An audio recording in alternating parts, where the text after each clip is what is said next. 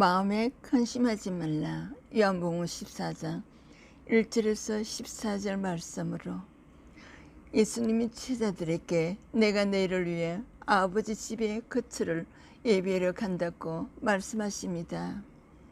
도마와 빌립이 예수께서 가시는 길을 물으며 아버지를 보여주시길 청합니다.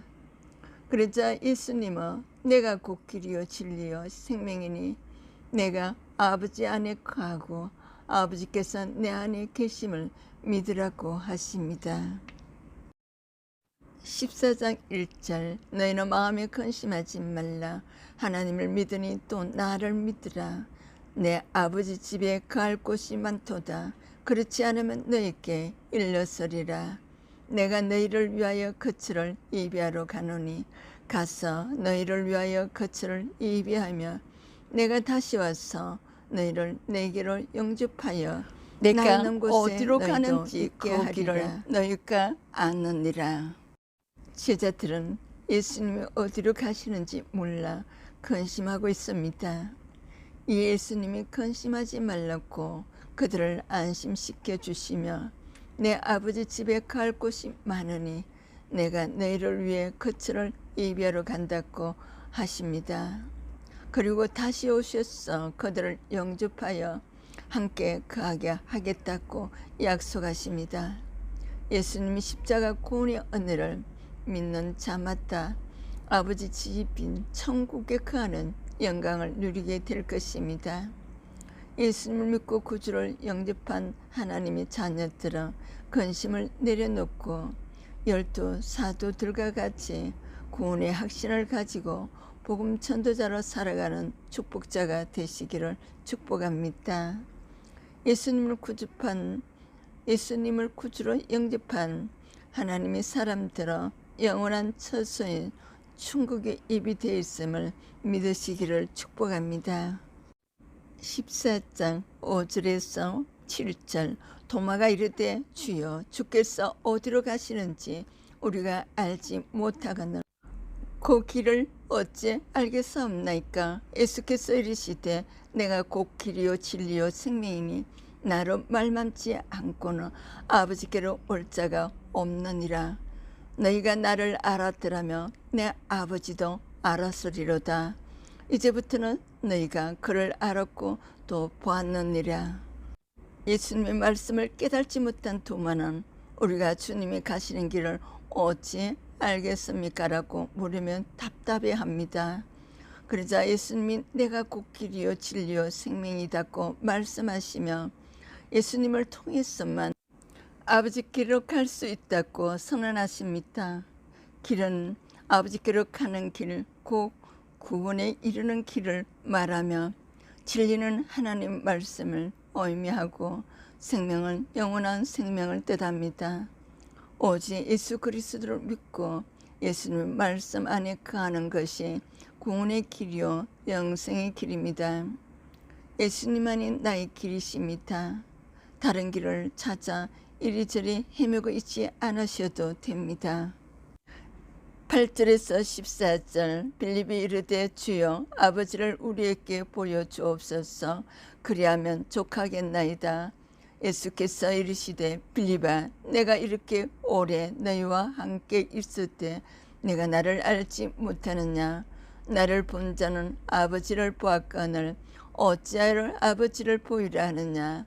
내가 아버지 안에 거하고 아버지는 내 안에 계신 것을 내가 믿지 아니하느냐. 내가 너에게 이르는 말은 스스로 하는 것이 아니라 아버지께서 내 안에 계셔서 그의 일을 하시는 것이라. 내가 아버지 안에 거하고 아버지께서 내 안에 계심을 믿으라. 그렇지 못하겠거든 행하는 그 일로 말미암아 나를 믿으라. 내가 진실로 너에게 이르노니 나를 믿는 자는 내가 하는 일을 그도 할 것이요 또한 그보다 큰 일도 하리니 이는 내가 아버지께로 감이라. 너희가 내 이름으로 무엇을 구하든지 내가 행하리니 이는 아버지로 하여금 아들로 말미암아 영광을 받으시게 하려 함이라. 내 이름으로 무엇이든지 내게 구하며 내가 행하리라. 예수님을 믿으라 하신 예수님은 계속해서 제자들에게 구원의 길을 말씀하시는데 세상 사이만 관심이 있는 제자들은 자꾸 엉뚱한 말을 합니다. 거기에 빌립이 예수께 아버지를 보여달라고 요청합니다. 예수님도 답답하셨는지 내가 이렇게 오래 너희와 함께 있어도 내가 나를 알지 못하느냐며 책망하시며 내가 아버지 안에 거하고 아버지께서 내 안에 계심을 믿으라고 하십니다.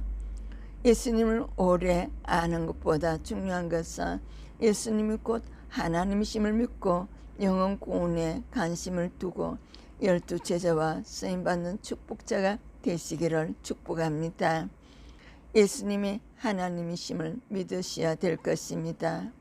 세상 관심을 두고 세상 힘으로 살아가려는 모든 것을 내려놓으시기를 축복합니다. 모태신앙의 하나님의 사람이 가정폭력을 일삼고 수차례 외도를 하는 아버지로 인해 위원위기 가정에서 성장했다고 하네요. 학창시절부터 부모님의 다툼이 끼어들어 쌓였던 원망을 뿜어내며 독하게 가족을 비난하고 이혼을 부르짖었다고 합니다. 그러자 가족에게 존재를 거부당하는 저주의 말을 듣게 되었으며 아버지의 학대와 가족의 외면이 대의 실패보다 더 큰 고난이 되어 이 사건으로 하나님을 만나게 되었다고 합니다. 그러나 계속되는 가정 불화로 믿을 건 나밖에 없다는 생각이 자리 잡게 되고 집에서 버림받을 수 있다는 불안감에 스스로 잘해야 한다는 강박에 사로잡혔다고 합니다.